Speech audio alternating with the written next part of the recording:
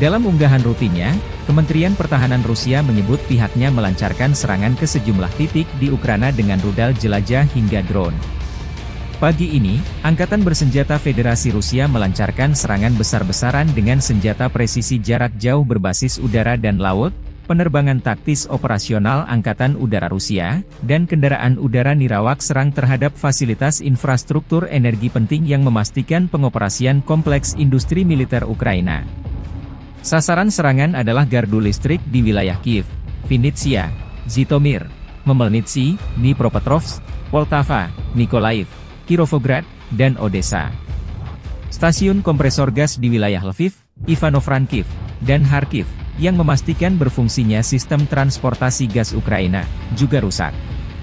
Selain itu, tempat penyimpanan senjata penerbangan yang dipindahkan ke Kiev oleh negara-negara barat di lapangan terbang di wilayah Kiev dan Dnipropetrovsk.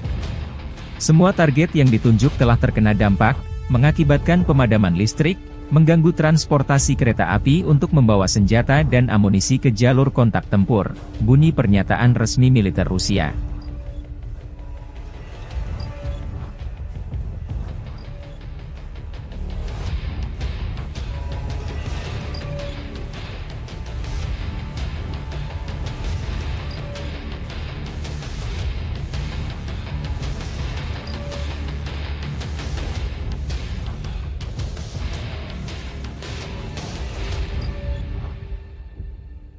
Download Tribun X sekarang, menghadirkan lokal menjadi Indonesia.